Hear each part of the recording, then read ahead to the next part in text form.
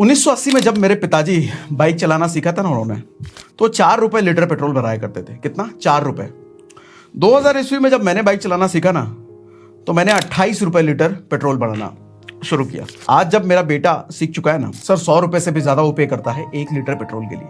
यानी कि पेट्रोल तो वही 1 लीटर है, लेकिन पैसा बढ़ता चला जा रहा है। अभी आपके सामने स्क्रीन पर जो चार्ट है, ये सर महंगाई दर का चार्ट है, इन्फ्लेशन रेट। इसमें कहता है देखो 2021 में जो महंगाई बढ़ी है वो 5.13% बढ़ी है, 2020 में 6.62% बढ़ी थी, 2019 में 3.73, इसी तरीके से चार्ट है ये। लेकिन मैं कहता हूं ये चार्ट झूठा है सर, एक तरीके से आम आदमी को पता ही नहीं होता ये। इसके कहने का मतलब 2020 और 2021 में जो 5% का महंगाई बढ़ा है सर, 2020 में जो चीज 100 रुपए की मिल रही थी 2021 में 105 की हो गई। सर ये सच है क्या? ऐसा नहीं हुआ है। दिखाता हूं अभी देखो स्क्रीन पर जो आपके दिख रहा है, ये मैंने स्क्रीनशॉट लिया है ET ऑनलाइन से, इकोनॉमिक टाइम से। इसका डिस्क्रिप्शन में मैंने लिंक दे रखा है, पूरा आर्टिकल पढ़ भी सकते हो।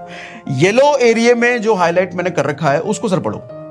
ये कह रहा है कि पेट्रोल 69.59 रुपए का था 1 अप्रैल 2020 को, और एक साल में 31 मार्च 2021 को ये हो गया सर 90 रुपए का। यानी कि 30% तो सिर्फ एक साल में बढ़ गया ये। और अभी जो मैंने आपको चार्ट दिखाया उसमें क्या कह रहा है, 2020 और 2021 में कितने परसेंट महंगाई बढ़ी है?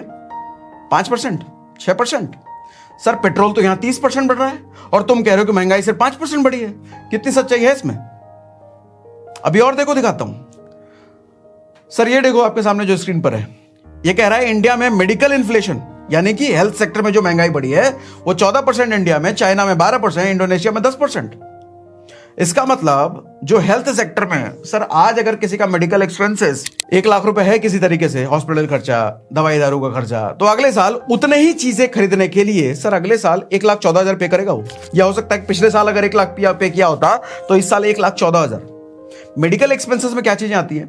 दवाइयों का खर्चा होता है, हॉस्पिटल ऑपरेशन हो गया, या हॉस्पिटल के दूसरे खर्चे वर्चे हो गए, डॉक्टर के फीस हो गए, बच्चों के वैक्सीनेशन वगैरह वो हम कराते हैं, वो सब हो गया, medical test, x-ray, ECG, PCR, वो सब चीजें हो गई, मेडिकल इंश्योरेंस का प्रीमियम हो गया, वो सब चीजें हेल्थ सेक्टर में मेडिकल रिलेटेड चीजें हैं। उसमें सर 14% की महंगाई दर बढ़ी है। हमने कितना देखा? और ये लेटेस्ट है, ये रिसेंट है। हमने क्या देखा? 5%, 6%। और रुको और बताता हूं सर, FMCG भी जरा देख लो। FMCG मतलब बेसिक नीड की, बेसिक जरूरतों का सामान, चावल, दाल, आटा, गेहूं, वो सब। ये भी इकोनॉमिक टाइम्स का कटिंग है, इसका भी लिंक मैंने डिस्क्रिप्शन में दे रखा है, पूरा पढ़ना होगा तो पढ़ लेना। सर ब्लैक कलर में मैंने हाईलाइट जो कर रखा है, इसमें देखो जरा, oil and fats had 16% increase in wholesale price. Wholesale में 13% बढ़ा है सर। ऑयल जो कि हम खाना वाना बनता है घर में हमारे, 13% होलसेल में, रिटेल में तो ज्यादा भी बढ़ा हो सकता है। सर 10.5% का इंक्रीज है व्हीट में, गेहूं में, जो हर हिंदुस्तानी के घर की बेसिक जरूरत है। गेहूं, रोटी बनती है। सर साबुन में बढ़ गया है 9%। सर ब्रेड, बिस्किट जो कि हर घर में जाता ही जाता है, 9.5% बढ़ गया है।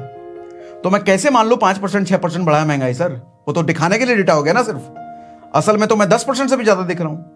बेसिक चीजों में अगर मैं 10% मान लूं तो देखो, दरअसल वो डेटा झूठ नहीं है, वो डेटा सच है, लेकिन वो डेटा एवरेज निकाल करके दिया जाता है।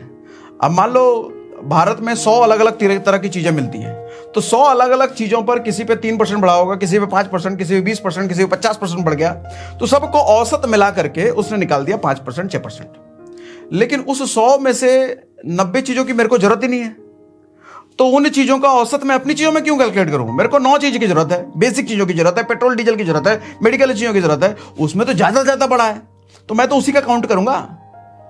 तो मैं इन 2-3 चीजों को मिला करके जो मैं देख पा रहा हूं, कम से कम 10% महंगाई दर तो हर साल बढ़ रही है, कम से कम। वो भी जो रियल डेटा मैं आपको दिखा रहा हूं, किताबी डेटा अलग है, वो 5%, 6% ही है, लेकिन रियल तो 10% से भी ऊपर है। एक चीज समझो सर, आपकी सैलरी 10% के हिसाब से हर साल बढ़ रही है क्या? अगर 10% के हिसाब से हर साल आपकी सैलरी नहीं बढ़ रही है, तो कल को आपको नहीं लगता आप फ्रस्ट्रेट होने वाले हो? कल को आपका गुस्सा, मेंटल डिप्रेशन, स्ट्रेस, ये सब बढ़ने वाला है। और ये सब गुस्सा आपके परिवार पे निकलेगा, आपके रिश्तों पे निकलेगा, आपकी जिंदगी पे निकलेगा, आपके करियर पे निकलेगा। तो आपका जिंदगी, आपको नहीं लगता खराब होने वाला है आगे चल के, अगर आप एक इनकम सोर्स पर डिपेंडेंट हो? वो इनकम सोर्स कुछ भी हो सकता है। और ये इन्फ्लेशन कंपाउंडेड होता है सर, कंपाउंडेड का मतलब देखो समझाता हूं। अभी जो स्क्रीनशॉट आपके सामने है ये गूगल का स्क्रीनशॉट है। गूगल पे आप लिखना ऑनलाइन कैलकुलेटर, यही खुल के आएगा। मैंने क्या करा, मैंने मान लिया कि 20,000 रुपए अभी आपका बेसिक घर का खर्चा है, 20,000 रुपए, और उस 20,000 पर मैंने 10% इन्फ्लेशन ऐड किया इस साल का, फिर एक और 10% ऐड किया अगले साल का, फिर एक और 10% किया उससे भी अगले साल का। ऐसे 5 साल तक हर साल मैंने 10-10% ऐड करता चला गया। सर 5 साल बाद ये निकल के आता है 32,210 रुपए। यानी कि आज जितना सामान, जो सामान खरीदने के लिए आप 20,000 रुपए पे कर रहे हो ना सर, उतना वही सामान खरीदने के लिए 5 साल बाद आपको 32,000 रुपए पे करना पड़ेगा। और अभी देखो अगला स्क्रीनशॉट, मैंने अगला 5 साल इसमें ऐड और कर दिया है।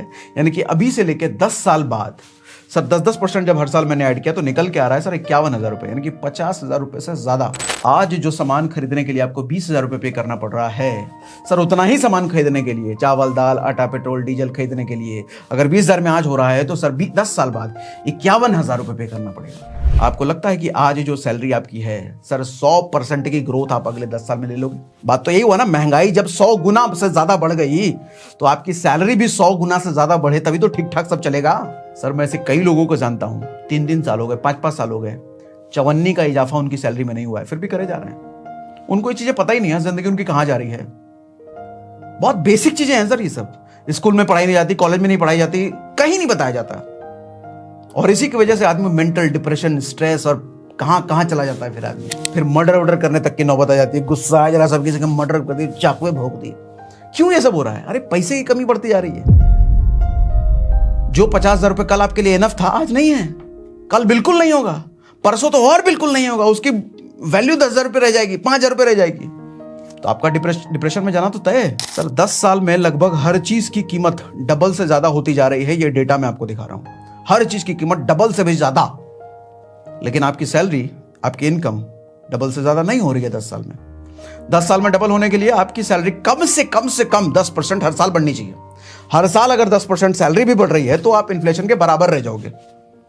हर साल अगर 10% है, वो भी पेट्रोल को तो नहीं बीट कर पाओगे, तो 30% जा रहा है पेट्रोल। तो आज अगर आपको महंगा लग रहा है, 1 लीटर बहुत महंगा है पेट्रोल, तो कल तो आपको खून किडनी बेच करके पेट्रोल बनाने की नौबत पड़ जाएगी। फिर अगर एक ही इनकम सोर्स, एक ही सैलरी पे डिपेंडेंट हो तो देखो, आजकल के माँ बाप को एक मैसेज है मेरा, अपने बच्चों को अगर आप ये सोच के पढ़ा रहे हो कल बड़ा होकर के आपका बच्चा नौकरी करेगा, नौकरी वही ट्रेडिशनल वाली, चपरासी, क्लर्क, डॉक्टर, इंजीनियर, सीए, ये सब बनेगा, तो सर पछताने वाले हैं कल आप।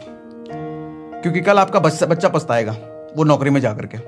सैलरीज कम हो रही है ना सर, घटती जा रही हैं। सर 2013 में, यानी कि अभी से 10 साल पहले की बात करूं, जिन नौकरियों में 20,000 रुपए सैलरी थी, आपको लगता है आज उन्हीं नौकरियों में 50,000 रुपए से ज्यादा की सैलरी हो गई होगी? प्रैक्टिकल नहीं है, एक आध कहीं हुआ होगा तो हुआ होगा, प्रैक्टिकल नहीं है, ये नहीं होता इतना। तो सर सैलरी दिन ब दिन घटती चली जा रही है, तो आप क्या करोगे अपने बच्चे को उसी नौकरी में डाल करके जिस नौकरी में आज जाकर के लोग फ्रस्ट्रेट, परेशान हो रहे हैं? अपने बच्चे को कुछ एक्स्ट्रा स्किल सीखने को बोलिए। आपको सिखाने की जरूरत नहीं है, यूट्यूब का जमाना है, गूगल का जमाना है, वो खुद ही सीख जाएंगे। वो मोबाइल है ना उनके हाथ में, फ्रीडम दीजिए उनको। मैं आईटी बैकग्राउंड से हूं, 2009 में मैंने जॉब शुरू किया था। मैं देखता था 2013 में, अभी से 10 साल पहले, जिन बच्चों का ज्वाइनिंग होता था ना, जो नए बच्चे कॉलेज से पास आउट होकर के कंपनी ज्वाइन करते थे, सर सालाना पैकेज उनको मिलता था लगभग 5 लाख रुपए का। मतलब महीने का काट कुट के उनके हाथ में 35,000 रुपए आता था।